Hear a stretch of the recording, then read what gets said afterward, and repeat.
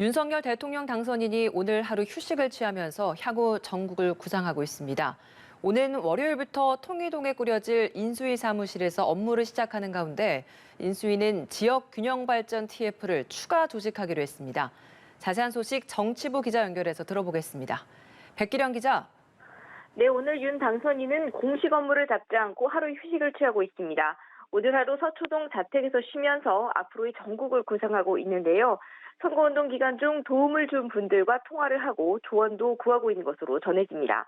어제가 부인 김건희 씨와의 결혼 기념일이었던 만큼 오늘 하루 숨고르기를 하기로 선택한 걸로 보입니다.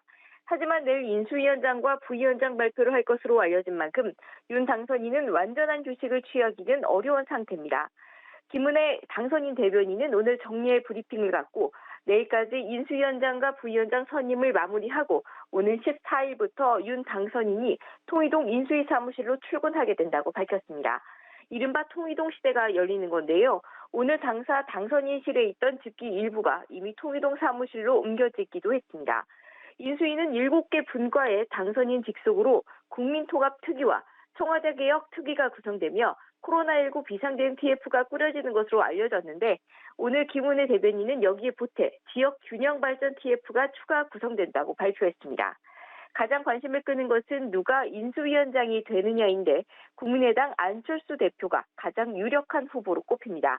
안 대표는 어제 회동을 마무리한 뒤 인사에 대한 이야기는 나누지 않았다고 선을 그었지만 취재에 따르면 어제 회동에서 안 대표의 인수위원장직 수행을 전제로 논의가 이루어진 것으로 알려집니다. 장제원 비서실장 역시 안 대표가 인수위원장을 맡겠다고 결심하면 그에 따른 구성이 진행될 것이고 안 하겠다 하실 경우 그에 따른 연동이 있을 것이라고 설명하는 등 사실상 안 대표에게 인수위원장을 제안하고 세부 조율 작업을 진행하고 있음을 시사했습니다.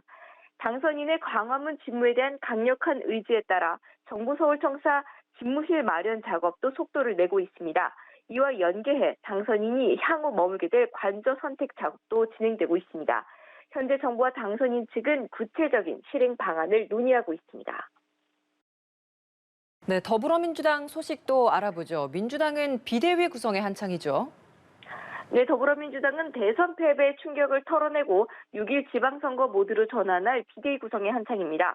지도부가 총사퇴한 가운데 민주당은 일단 윤호중 원내대표가 비대위원장을 맡아 내일까지 비대위 구성을 마무리 짓고 월요일에 공식 출범하기로 했습니다. 하지만 내부적으로 잡음이 끊이지 않고 있는데요. 윤호중 체제로 비대위를 꾸리는 것이 맞느냐는 반발 기류가 만만치 않은 겁니다. 어제 의원총회에서도 찬반 기류가 나뉘었지만 지방선거가 80일 앞으로 다가온 만큼 현실적으로 새 인사를 영입해 비대위를 꾸리기 어렵고 질서 있는 수습을 위해 윤호중 비대위 출범이 결정된 건데요. 여전히 윤호중 비대위원장의 사퇴를 요구하는 목소리가 나오면서 내분으로 확산되는 것 아니냐는 우려도 있습니다. 오늘 김두관 의원은 페이스북에 글을 올려 이재명 비대위로 지방선거를 치르자고 제안했는데요. 실제로 서명운동까지 벌이고 있는 상황입니다. 이에 대해 이재명 전 후보의 최측근 의원은 이재명 후보의 지지자의 결집 없이는 지방선거가 어려워 나온 제안 같다며 이재명 후보가 비대위원장을 할 수는 없지만 일정 역할은 해야 할 것 같다고 전했습니다. 지금까지 정치부에서 전해드렸습니다.